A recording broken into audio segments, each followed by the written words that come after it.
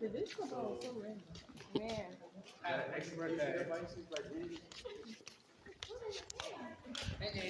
But yeah, there is a cannon. And Alright, a little bit more history about one the of cave those itself. things. As we're walking, before we were called Bearmat Caverns, we were actually called Saltpeter Caves. That's because there was a mineral present Hold down on, here what's your called name? saltpeter because it was massive. When's your birthday? Look at this During again. the American Civil War, Union forces occupied the cave because the saltpeter was one of the key ingredients in the making of black gunpowder. At one point, this cave was actually the largest gunpowder plant in the state. However, many of the locals at that time in the war sympathized more with Confederate efforts, and when they found out that Union soldiers were in one of their caves making gunpowder, they weren't too happy about it. So they hired a Confederate mercenary group called Quantrill's Raiders to come into the cave and boot the Union out of here. That's exactly what they did. The only reason we would like to mention this is because of two people who were riding with them at that time, Jesse and Frank James, in their early teenage years. This is how we believe they may have gained knowledge of the cave, explored it a little bit, and knew that they could use it as an escape route later on in their lives. But we'll talk about Jesse and Frank a bit more later on. You guys can step a little closer to the silver hand railing here, and we'll talk about our refuge. So what does it do? Yeah, what does it do? I'll explain. This is our replica of Foucault's free-swinging pendulum. It was built in the 1950s by a group of high school students for a local science fair project. Now, this contraption is meant to display the rotation of the Earth. So as it swings back and forth, just like this, and the Earth rotates underneath it, the direction of the ball swinging should slowly change. So 6 hours later, it'll be swinging from east to west rather than north to south. Another 6 hours later, back to north to south, another 6 east to west, so on and so forth.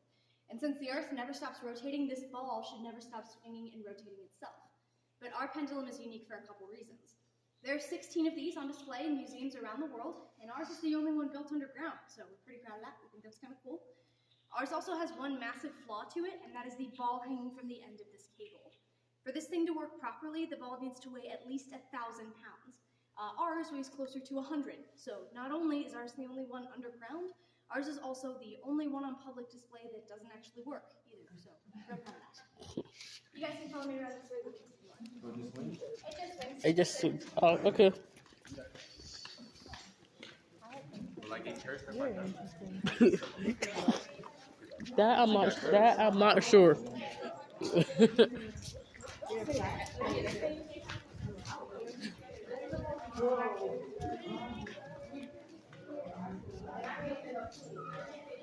I know.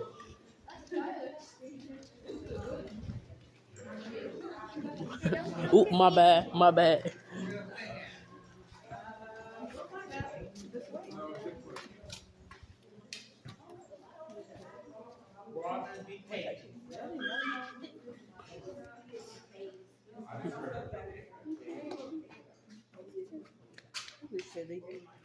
Everybody seen here?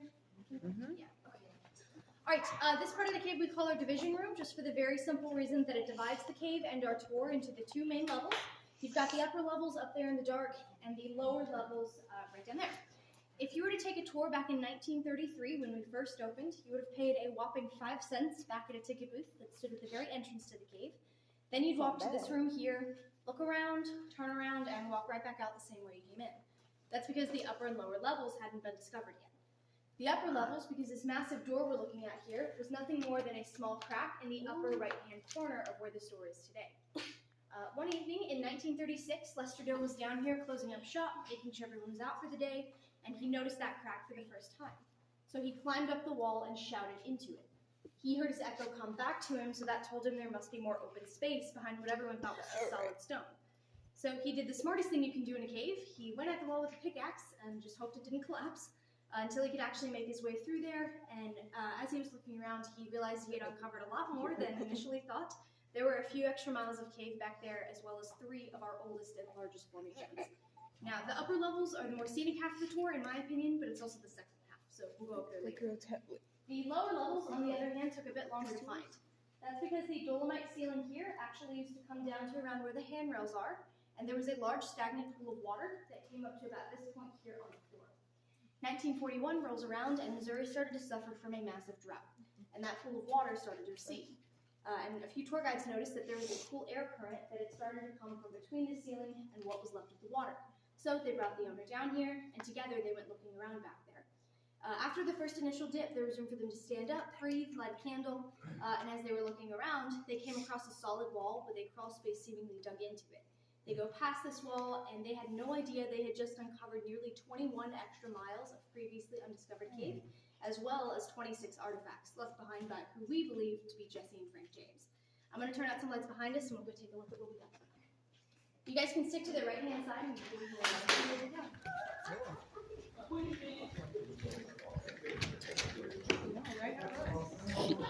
Yo, calm down, everybody calm down.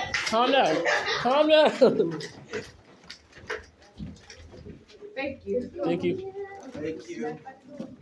Okay, now there's pipes. Wait, should we wait? Oh yeah, she did say stay behind me. Well, we can just wait right here. Everybody gotta get through the door. Yeah, everybody gotta get through the door. Okay, so keep moving in order to make Room for everybody else. We're stopping right here. We're trying to make room for everybody to come in. Yeah. Yeah. Mm-hmm.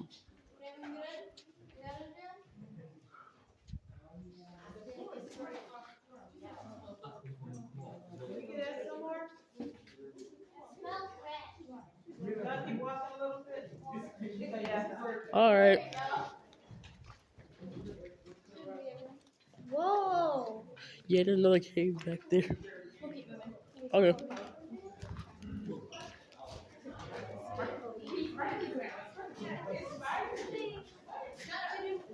That is water.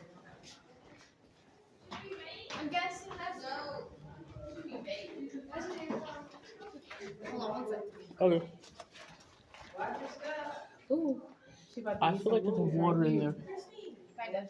Yep. All right, you guys can go on through that right door, take a look around on the next platform. Just please do not go past the red light you'll see on the floor. Okay. Oh, I was right. There's water. Yeah, the red light right there.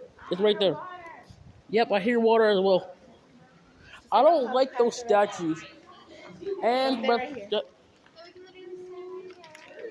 Can y'all sign over so I can try to record it? I can't see. I can't. I don't like those statues. Oh, the red light right there. Yeah. I don't know how to feel. Yeah, there's water. Definitely water in this. Somewhere at least. It's back there. Yeah, back there. It's back there. That's my right.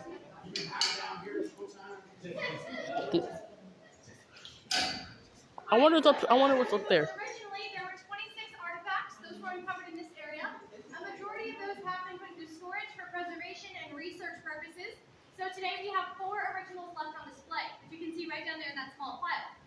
You can see we have 2 old gun barrels, a lantern, and that crate in the middle. Now this crate, or this strongbox, is actually our largest piece of evidence that tells us that Jesse and Frank James were down here at all. Before all this rust formed, there was a logo and date on the front and top of this box. The logo was of the Denver, Missouri Mining Company, and the date was a 2-week span in September of the year 1874, telling us that this used to be a payroll box. So at one point, this thing was filled with cash and being transported on a train across the southern half of Missouri. This train was stopped near a town called Gads Hill, where it was robbed by the James gang. That was Jesse and Frank here and several of their partners. At that point, the gang split up the loot and themselves. Most of the gang rode directly south into Arkansas, and Jesse and Frank rode north into what is today Franklin County, Missouri, which is where you're at now.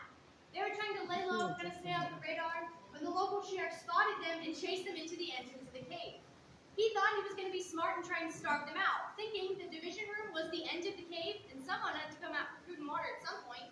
But 3 days later, when no one emerged from the cave, the sheriff and his men charged in, only to find Jesse and Frank's horses wandering around in the dark.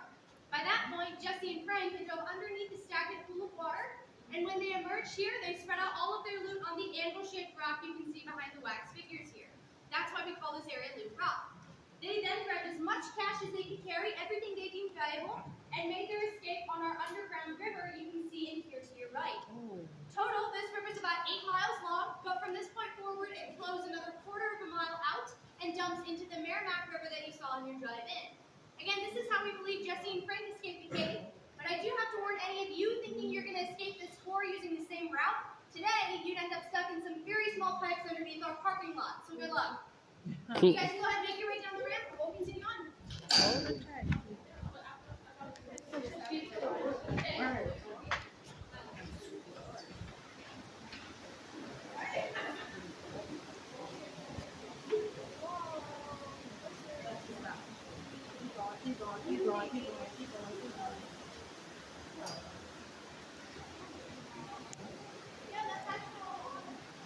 That is, wow. It is so clear. And I feel like I'm about to hit my head at some point. No, people would say, "Oh, this is cold." It's not that oh, cold. There's a sign over there. Yep. Yep.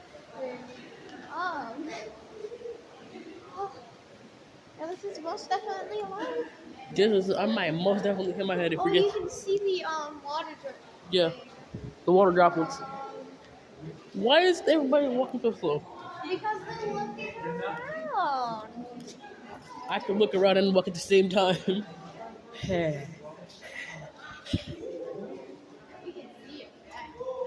Bro, the cave is getting smaller. I feel bad for the tall people. Yeah.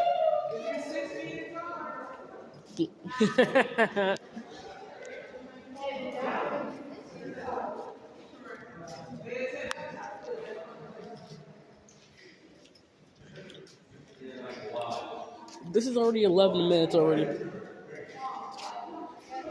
This video is already 11 minutes. Take a look. Right, lady? Ah. Let's take a look. At what? We're gonna stop right here for a second, please. Born in what year? 2003. 2003. 2003.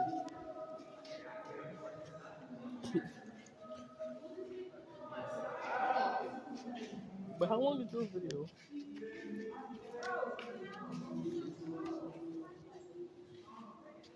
Surprised my stuff is still on. I don't got no storage. Yeah. We're not gonna have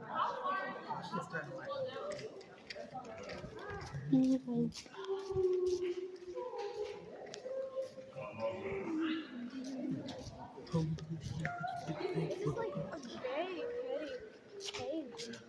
If it had crystals hanging from the top, it would be even That more would be- prettier. That would be even that more would- prettier. No, that would mean we'd be in danger for falling. I'm sorry, Trishan. I know that. Oh, that just makes it so much But it would look cool though. I know it would be so better.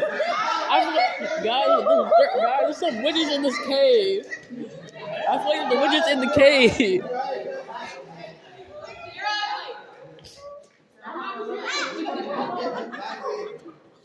Who did? Matt, what's your name?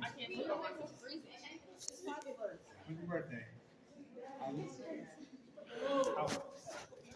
Have we got everybody in the back? Nope. Okay, cool. Alright, this section of the cave we've just entered we like to call Hollywood. We've got a couple films down here. We've got a few scenes filmed down here for documentaries. There's a local news station that likes to visit us about once a year just for a fun story. But we had 2 major motion pictures filmed in this section of the cave. One of which was the final scene of the movie, The Adventures of Tom Sawyer, that was released in the 80s. That scene was filmed right over here on this bankside.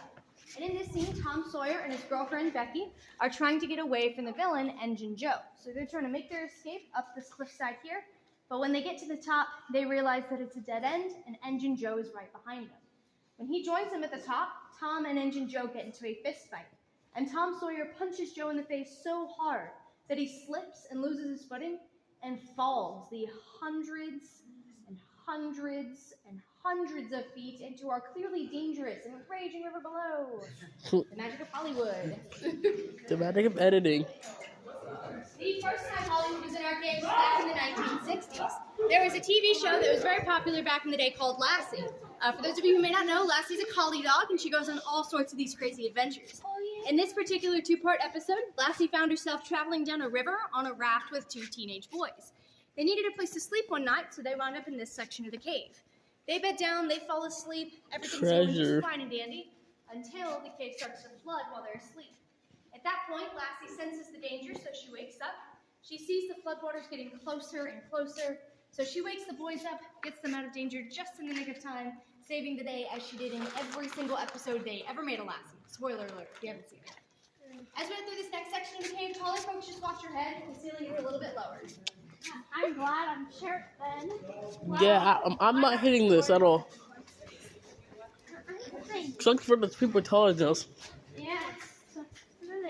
Caleb could never. Caleb could never. He would hit his head like all the time. Like all of them are tall. Yeah. I haven't met a short Well, actually, no, there is one short. They would have all hit their heads on this. He makes it up. There's one Caleb that isn't tall, but he makes it up in. Yeah. Yeah. My brother could never.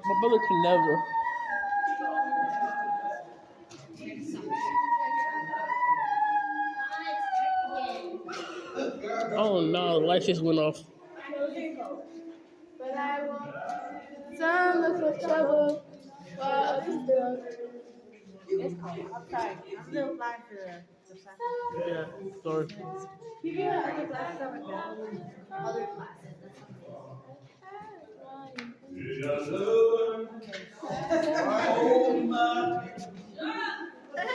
Are we all just gonna start singing at what? Are we all just gonna start singing at one point or another? Alright, so there is another tour group in this area ahead of us. We have to wait for them to come out before we can go in there, so we're going to be here for a couple minutes. Thank you guys in advance for your patience. This may Technically, yeah, it was water. My videos, we can start singing. Keep me and shield me, keep me and shield me, keep me and shield me, keep me and shield me, keep me and shield me, keep me and shield me, keep me and shield me, keep me and shield me, keep me and shield me, keep me and shield me, keep me and shield me. Keep me and shield me, keep me and shield me, keep me and shield me, keep me and shield me, keep me and shield me, and when trouble calls, oh shield me, shield me, shield me, and when trouble calls, oh shield me. Shield me, and when trouble calls, oh shield me, shield me, shield me, and when trouble calls, oh shield me, shield me.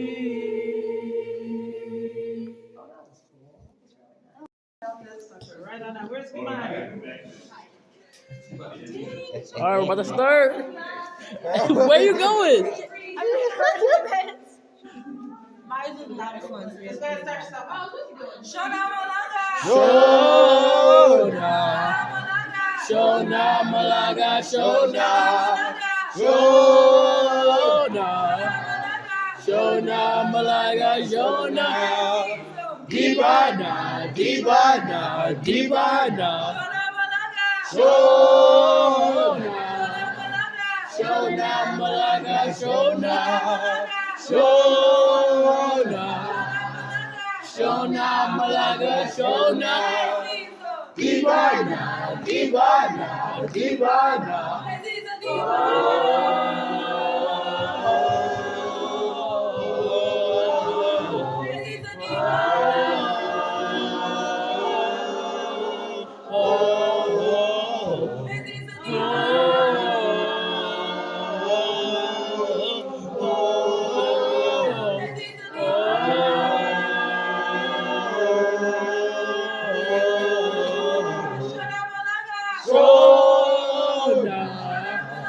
Shona Malaga, Shona, Shona,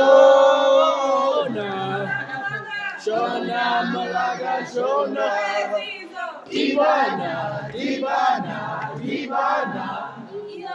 Aye, aye, aye, aye, aye, aye, aye, aye, aye, aye.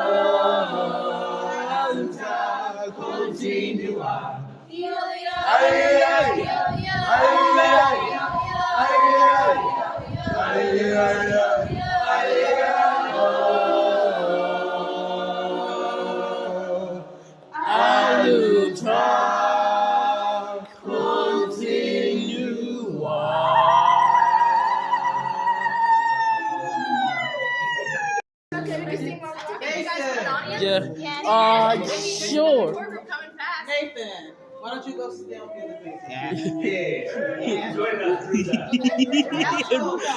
Huh? Soprano. 1, 2, ready, go.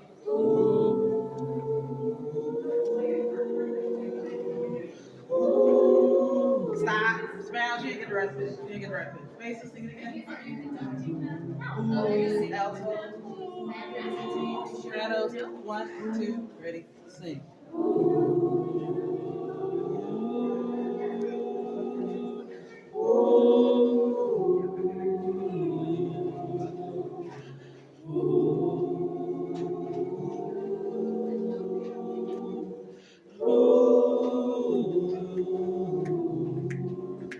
When you're feeling so defeated, disappointment is repeated. Nothing about your situation is okay.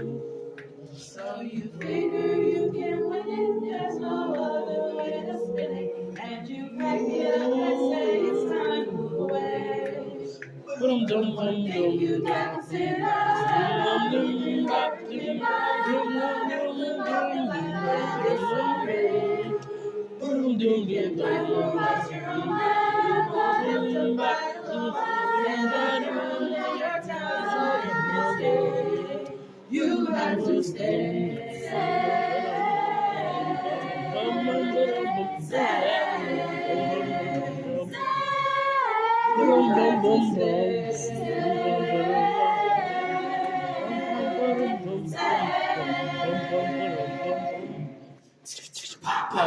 Everything is free and it shouldn't be a mystery, but It's so empty and I love it. We say empty, never I love it. Dum dum dum dum dum dum dum dum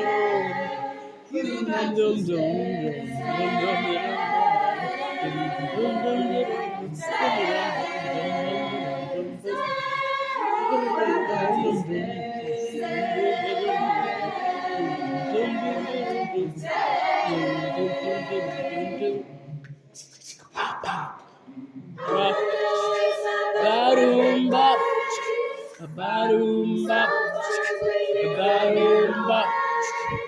ba-doom-bop, ba-doom-dum-dum-dum.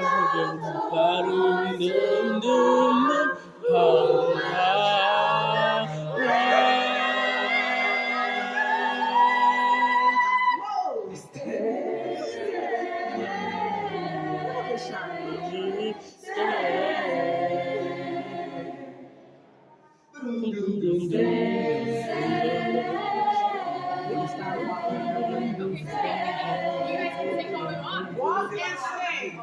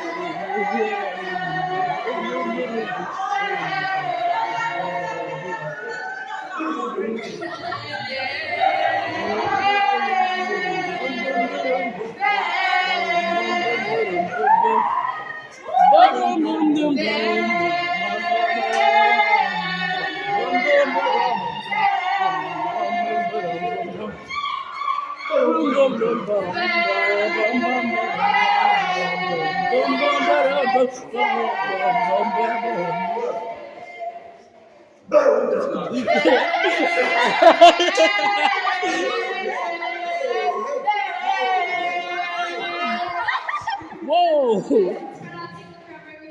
Whoa! Dang! I got all of that. syrup. Shuri, I got all of that, and including the songs before. Christine, I got all of that, including the songs before. I'm going to send it to you.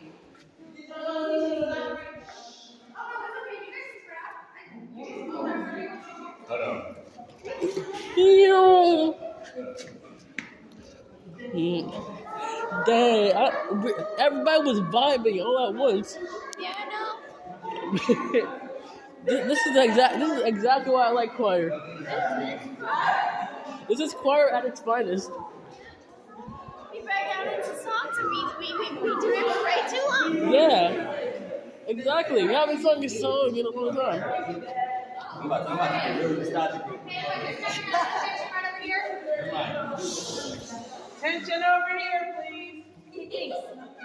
So, like I said, you guys are free to spread out, take a look around, take pictures wherever you want to in here. But as you're doing so, I'm just going to give you guys the info for this room and a few fun facts. So if you could stay quiet while you're doing so, and then we can start singing again. Do you guys want to? Yeah. Okay. But this room is called the Jungle Room. Apparently, when Lester Dilfreeze laid eyes on these formations, he compared them to leaves, trees, vines, stuff that you'd see in a jungle. Honestly, I don't see it, but that's what he named it, so that's what I have to call it. This is the last room we're going to be in the lower levels, but the cave goes on for another 16 and a half miles in that direction.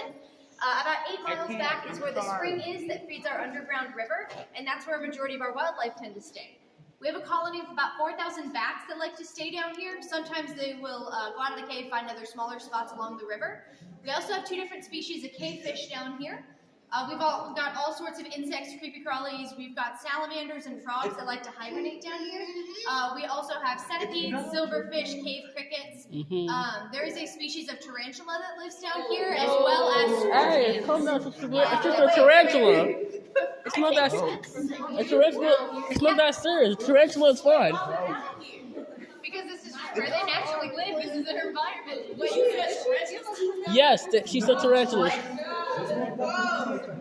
Oh my! I thought a spider was mentioned.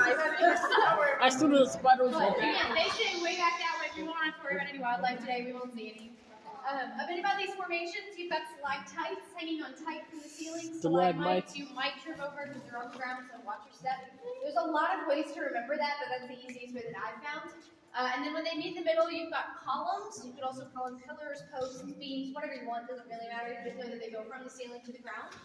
And there's another kind of unique formation here that I like to point out just because I think that it's cool. They were essentially very, very old columns that formed when the cave first started forming millions of years ago. And as the water from the river was eroding away the ground, the column essentially said, no, I'm going to hold on to this, and it creates an upside-down mushroom. And we've got one here on the ceiling, and then there's 2 more over there. Those are called stalactites and flats, or cave mushrooms.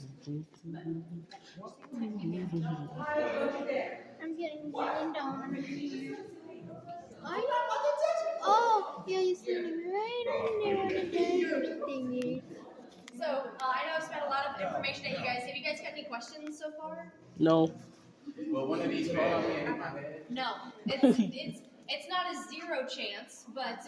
It could happen. It would take a lot of force. It would take like one of those big million-year earthquakes, like bring something like this down. Oh, yeah. No. Usually there's not any wildlife. Sometimes you may see salamanders and stuff like that, but Bro. like little lizards.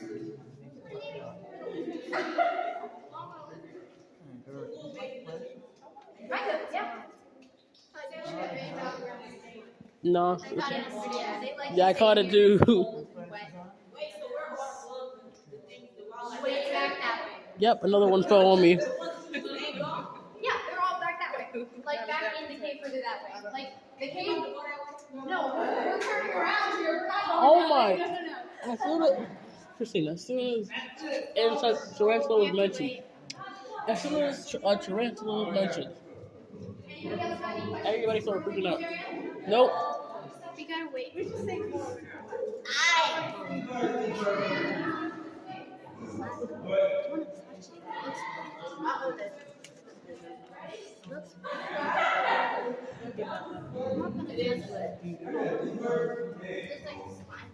Now it's 31. Now it's 31 minutes. 31 minutes and 19 seconds or 20.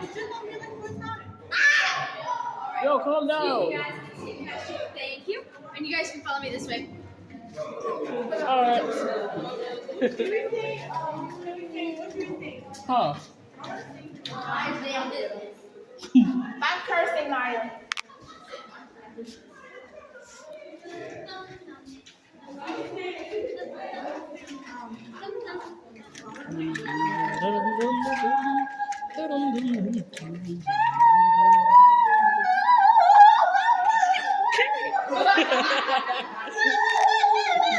That sounds like a siren.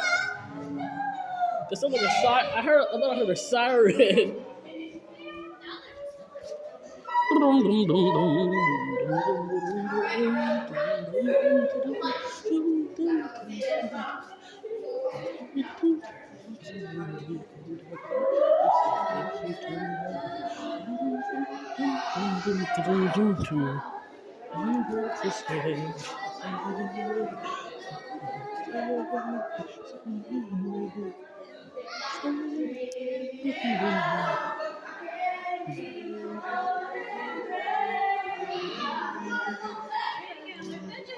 Now what's he saying? Yep,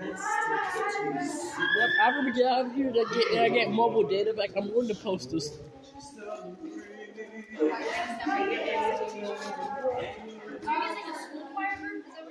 Not anymore. Not anymore. Yeah. Not anymore. There's a huge issue. There's a with huge school. issue. So we're now community time. Yeah. That way you pray. Yay. Yay! Now we don't have to represent the school. Where are you guys from? Ypsilanti, Where's that Michigan. Michigan. Oh my gosh. Wow. It's been like 2 days or something. Yeah, 2 days. 2 days since we got here. Yeah, we went to Chicago before. Yeah. It's really expensive there. Well, we were at Chicago yesterday.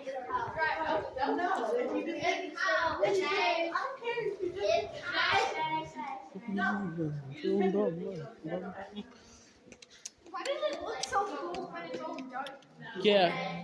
It's so pretty. Yeah. I like it. Yeah, when you can't see, all you have the world's brightest flashlight. No, not really. Your eyes can adjust. So you can actually see. Yeah.